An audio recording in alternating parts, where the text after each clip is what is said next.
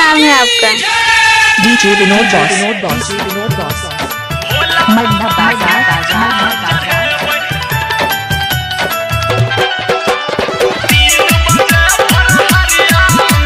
Presented by Dulhan Music.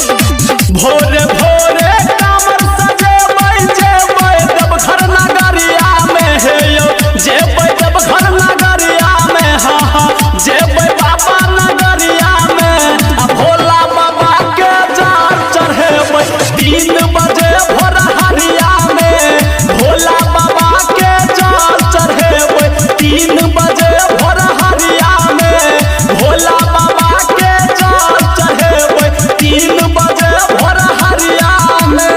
DJ Sumit Satish. इलाका किसी का भी हो, धमाका डीजे विनोद बॉस का ही होगा। क्या नाम है आपका? DJ Vinod boss.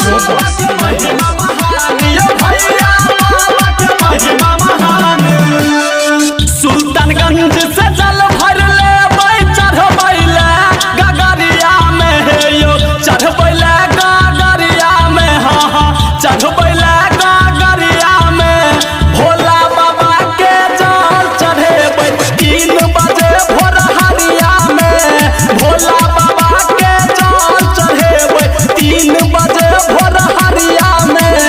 DJ Sumit Satish. क्या नाम है आपका? DJ Vinod boss. मन्ना बाजार। भोला बाबा के महिमा महानी भैया बाबा के महिमा महानी भक्ति भरल छै खूबे हे यो दरभंगा के कांवरिया में हे यो दरभंगा के कांवरिया में हे यो दरभंगा के कांवरिया में भोला बाबा के जल चढ़ेबै 3 बजे भोर हरिया में भोला बाबा के जल चढ़ेबै 3 बजे भोर हरिया में। DJ सुमित सतीश। इलाका किसी का भी हो, धमाका डीजे विनोद बॉस का ही होगा। DJ Vinod boss.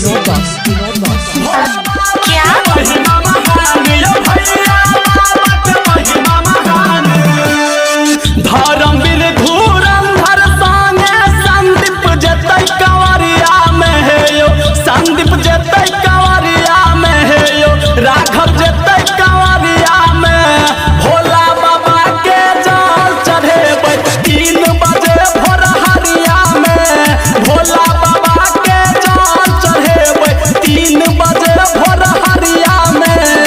भोरे भोरे कामर सजे बैजे बैदब घर नगरिया में हे यो जे बैदब घर नगरिया में हा जे बाबा नगरिया में आ भोला बाबा के जाल चढ़ेबै 3 बजे भोर हरिया में भोला बाबा के जाल चढ़ेबै 3 बजे भोर हरिया में।